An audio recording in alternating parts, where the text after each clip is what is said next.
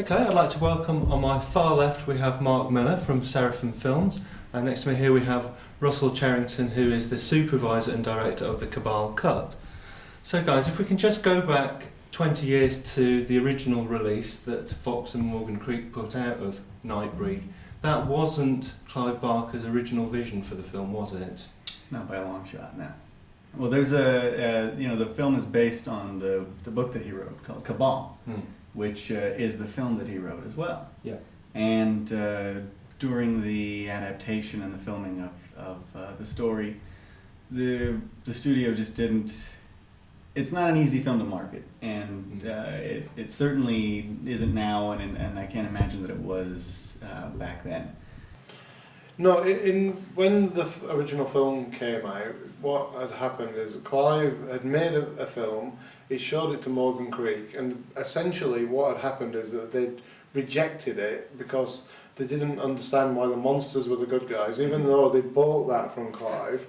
They didn't get that, and they actually thought, geez, David Cronenberg in this slasher, that's going to make us more money. And they got much more interested in the slasher, and what they called it, they couched it in a really nice term. They called it 3 weeks of enhancement shoots, which really meant that they wanted to completely change the movie. So Clive and everybody got back together again, and they basically shot a new ending where Decker lived.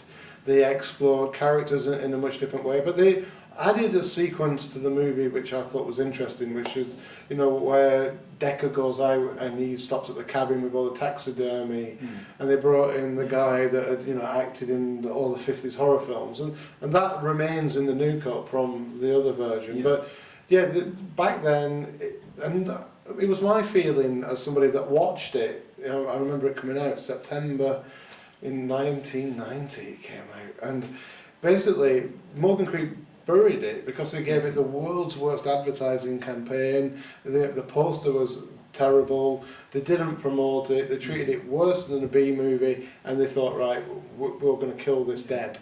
And at that point in time when it was released, Clive had become quite forceful in the press, and he discussed in a lot of detail the other film that existed. Yeah.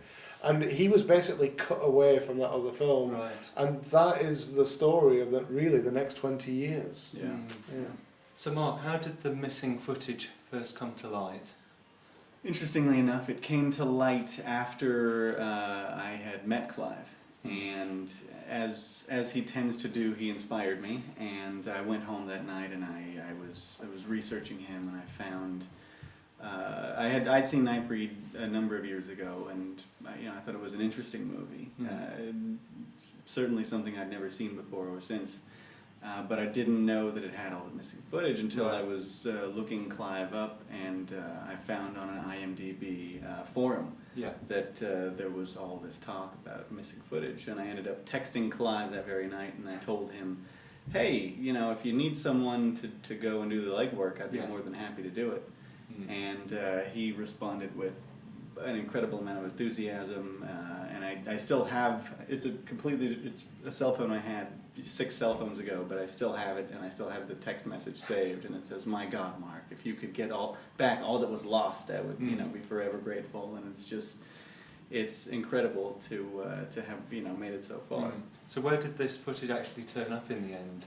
Oddly enough, after knocking on Morgan Creek's door and interviews with the editor and the producer and all manner of people, I spoke with Mark Goldblatt, who was the editor, and he told me that somewhere a VHS dub would exist of the cuts that he made of the original versions. And that was in the back of our minds. We never imagined that they would be right under our noses, which is exactly where they were. We were doing some spring cleaning at the office, and a dresser was moved, and behind that dresser was a shelf, and on the shelf was a print of Lord of Illusions, a filmed print of Lord of Illusions, and a couple of tapes in a row that just said Nightbreed. And we went, oh, well, this could be exciting. Let's watch them. And so they were given to me, and I took them home, and I tried to watch them, but they were PAL.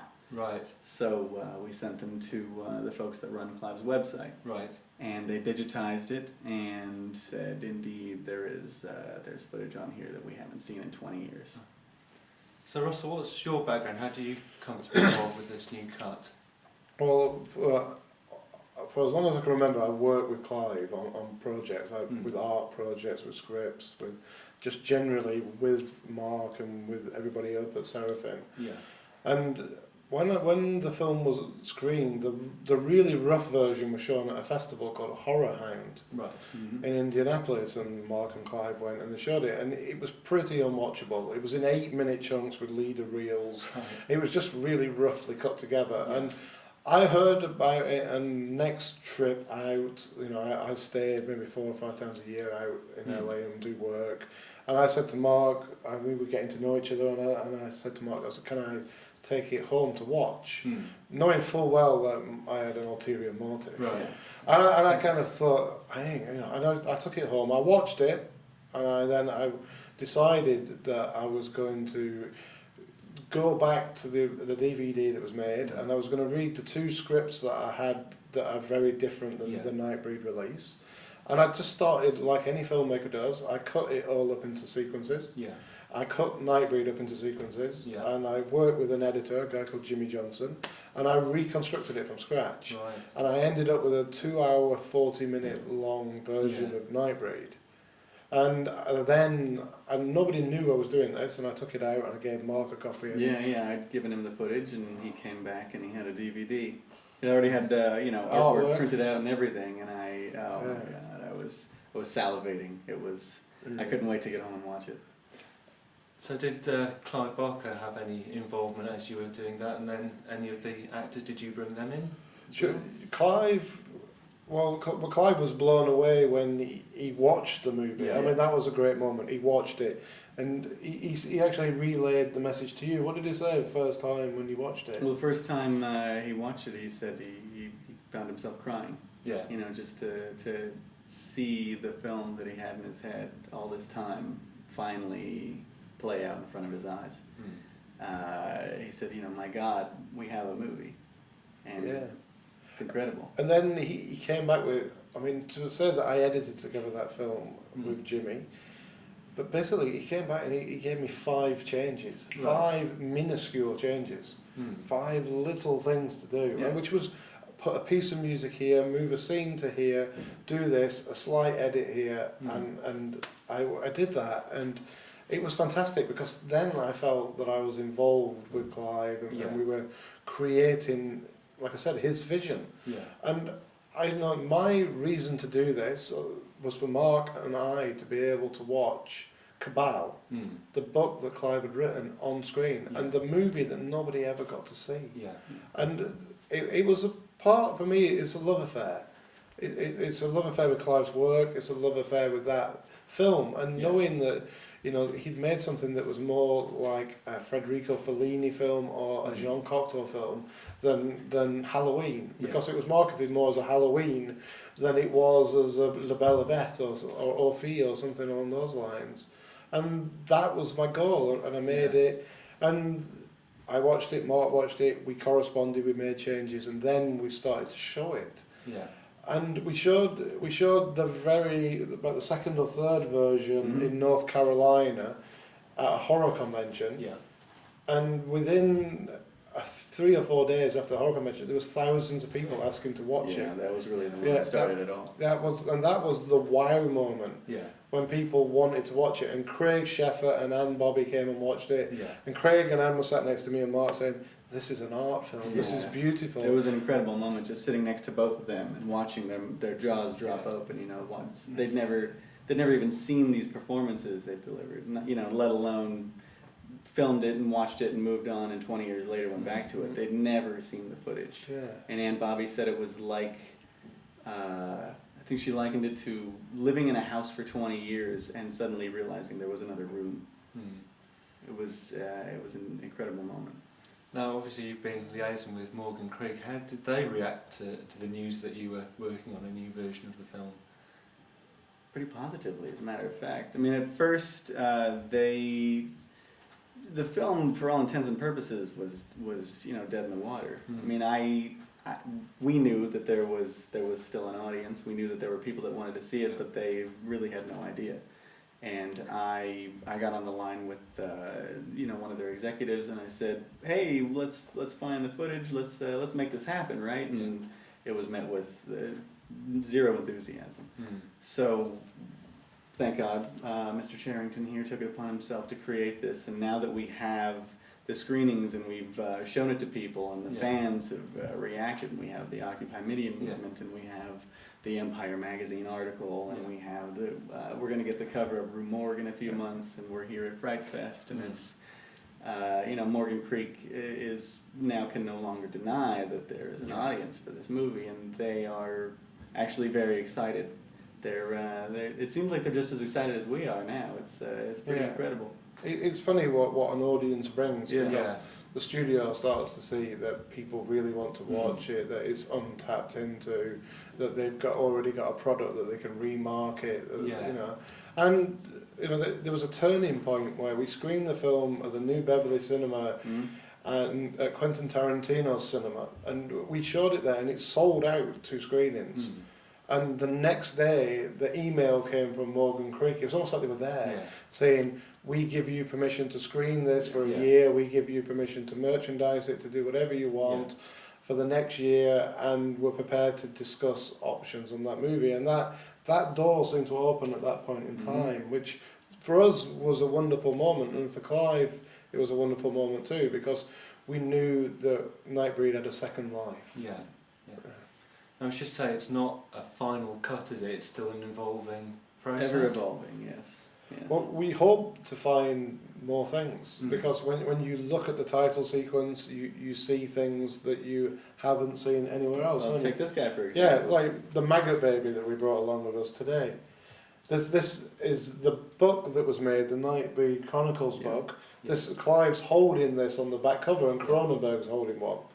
And basically, there's no trace of it within the movie, which is really interesting. And we know from all the things that I've discovered from the new cut that there are other things, and we know that there are sequences filmed with different types of animatronics, different types of creatures, and we hope to find them, and we hope to do them justice too. Morgan Creek said that they don't have the footage, and it's our belief that if they don't have it, 20th Century Fox have it. Right. And it's almost like I align it to Indiana Jones to go into the warehouse to to finding this, and now and that might not be a joke. it might not be a joke, but then 2 people from the BFI stopped me after the screening today and said they can help restore the VHSs that we've got. They'll help us, and that's wonderful. People are coming and they want to help because they want to see it as well. But the beautiful thing about screening it at FrightFest today was that 1,300 people were there at 10 o'clock in the morning to watch a film that Morgan Creek believed was dead 22 years ago, and it's not dead. So how can fans help, get this film out there and get it onto DVD and Blu-ray? 2 words: Occupy Midian. Ann Bobby coined the phrase when we were in North Carolina. We were all, just having drinks, and I was asking her about the experience of watching the movie, and she said, "Oh shit, Occupy Midian. That's what we do." And it's a Facebook movement. It's on Twitter. It's there's a website. There's a website. It's where you can go to find out where the next screenings will be, to find out how to sign petitions, to find out how to contact Morgan Creek and tell them that you want to see this, that you want the DVD, and I mean that's the one-stop shop. I think the power in this is the fact that 1,300 people watch it today. I'll come back to that. That tells them that there are 1,300 punters out there just in one screening in London. Spot. In Chicago, we sold 800 tickets. We sold out in Toronto, twice in Los Angeles. We had 3 screenings in New Jersey last weekend. Every one of them was booked. Yep, and and we're in all the major horror festivals that contact us and want to screen the movie now. And I think everybody that watches the film should basically indicate on one of the social media that they'd like to buy it. Because buying it translates to studio interest. If we got aggressive and said, "Why haven't you released Nightbreed?" they don't respond well to that. But if you say, "I would spend £20 for a Blu-ray copy of Nightbreed," people respond. The business brain kicks in, doesn't it? Yeah. So that's how people could help us by saying that they'd like to buy it. Okay. So It's Occupy Midian. Yes. Occupy Sign Midian. the petition. Yes. Go on the Twitter, Facebook Yes. group. Yeah, that's great. Okay, so Mark, Russell, thanks for talking to us, and we hope to see the Cabal Cut on DVD and Blu-ray in the near future. Thank you. Thank you. Thank you very much, so guys. Thank you. you.